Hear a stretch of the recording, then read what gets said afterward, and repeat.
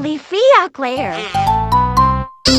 Halo semuanya, sekarang kami akan membahas materi perkembangan musik barat periode populer.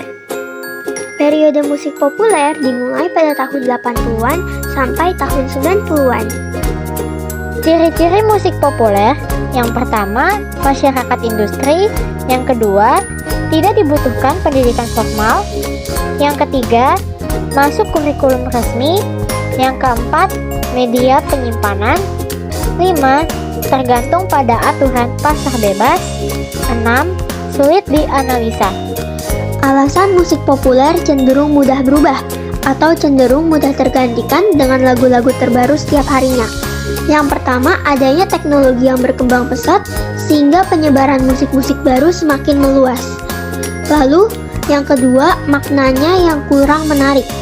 Yang ketiga, gaya musik tiap orang yang berbeda-beda. Musik populer itu dapat dengan mudah berubah karena siklus tren yang cepat. Popularitas suatu genre atau artis dapat naik dan turun dengan cepat, membuatnya terlihat sebagai bentuk hiburan yang instan dan ringan. Adanya inovasi dan eksperimen, pengaruh media sosial, globalisasi, dan musik yang terus berkembang. Perbedaan penyebaran musik seni, musik tradisional, dan musik populer. Pendanaan musik seni. Sebagian besar kegiatan seni pada zaman barok, klasik, dan romantik dibantu dengan adanya keberadaan patron. Patron barok ialah gereja dan bangsawan, sementara patron klasik adalah yayasan. Pendanaan musik rakyat atau musik tradisional. Musik rakyat bebas dari masalah ekonomi, sebab penyebarannya secara organik, yaitu lisan dan turun-temurun pada suatu daerah. Lalu yang terakhir ada pendanaan musik populer. Pendanaan musik populer ini tergantung pada pasar bebas. Maksudnya adalah langgeng atau tidaknya sebuah grup musik populer bergantung pada selera masyarakat ataupun tren pada saat itu. Yang pertama, musik seni. Penyebaran pada zamannya disebarluaskan dalam bentuk buku kumpulan partitur musik. Belum ada teknologi untuk merekam karya musik pada saat itu. Yang kedua, musik tradisional. Meskipun tidak memiliki media penyimpanan, masyarakat saat ini bisa mengenali lagu-lagu tradisional sebab cara penyebarannya adalah dengan turun-temurun antar generasi secara lisan. Lalu yang terakhir, musik populer disebarkan melalui media rekam seperti kaset, CD, hingga saat ini dalam media digital seperti Apple Music, Spotify, Joox, YouTube Music, dan lain-lain. Alasan musik populer dipandang sebagai musik yang tidak serius. Pertama, karena pemikiran musik sebagai ilmu pengetahuan. Perlu diingat bahwa musik populer adalah musik populer barat, yang mana sejak periode klasik, orang-orang barat bermental the Age of Reason dan sangat menyukai sesuatu yang berbau ilmu pengetahuan. Pemikiran musik sebagai ilmu pengetahuan dibagi dua, ada kompetensi konstruksional dan resepsional kompetens. Kompetensi konstruksional sebenarnya untuk mempelajari musik sama halnya dengan belajar di sekolah umum, di mana institusi tersebut memiliki kurikulum dan silabus yang terstruktur. Jika ingin naik kelas atau naik level, maka harus melewati ujian kenaikan tingkat terlebih dahulu. Di bidang musik, jenis ujiannya disebut ujian ABRSM. Ujian tersebut berlaku secara internasional dan bersumber dari kurikulum musik di Inggris. Sementara itu, untuk mempelajari musik populer, tidak perlu sekolah secara serius seperti itu, sebab musik-musik populer bisa dipelajari secara otodidak.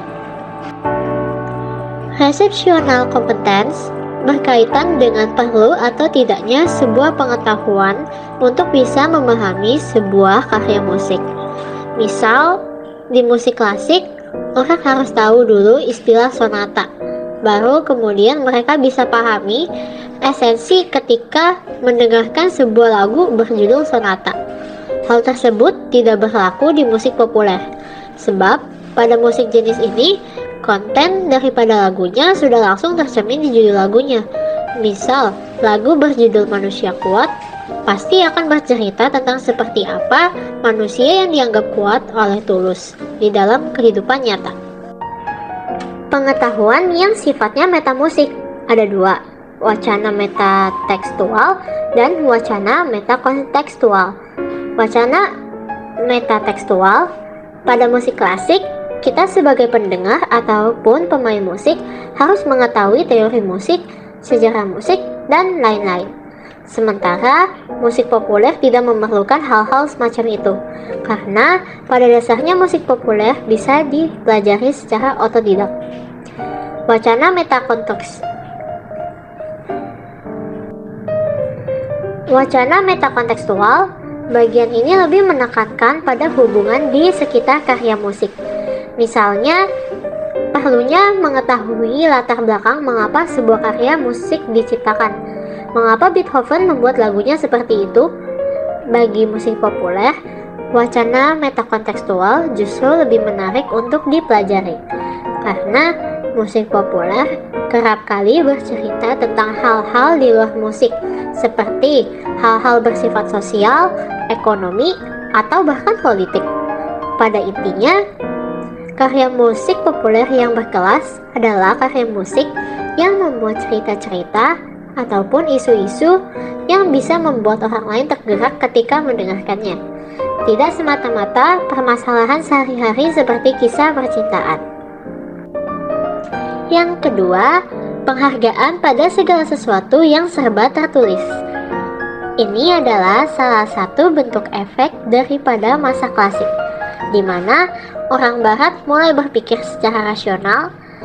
Maka efeknya bagi musik-musik seni adalah semua simbol di dalam lagu harus tertulis lengkap, sebab para pemain musik akan memainkan sebuah lagu berdasarkan simbol instruksi musik yang ada di dalam partitur musik.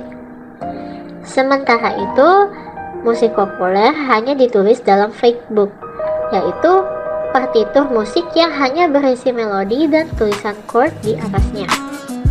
Jika membaca fake book, orang tidak tahu harus bermainnya seperti apa agar bunyinya terdengar seperti lagu aslinya. Justru dengan fake book, para pemain musik berpeluang untuk improvisasi. Berbagai macam cara untuk memainkan lagu tersebut diperbolehkan. Yang ketiga, penghargaan pada segala sesuatu yang bisa diukur. Sama seperti sebelumnya, orang barat lagi-lagi senang pada sesuatu yang serba bisa diukur, bisa dinyatakan dalam angka tertentu. Hal itu juga terjadi di dalam musik. Ada satuan ketukan, ada satuan beat per menit atau BPM untuk mengukur cepat lambatnya lagu. Bahkan, keras lembutnya lagu juga memiliki simbol sendiri, yaitu piano, mezzo piano, forte, fortissimo, dan lain-lain. Di dalam musik populer, hal-hal semacam itu tidak diperlukan. Dan terakhir, penghargaan pada lembaga yang mapan. Musisi zaman barok, klasik, dan romantik dapat berkembang pesat sebab mereka memiliki dukungan penuh dari patron. Sementara di musik populer, lembaga semacam patron tidak ada. Lalu bagaimana? Maka pada mulanya, mereka harus membangun karirnya dengan modal mereka sendiri. Modal ini digunakan untuk memproduksi lagu. Sekian penjelasan mengenai musik barat periode populer. Terima kasih sudah menonton. Dadah semua.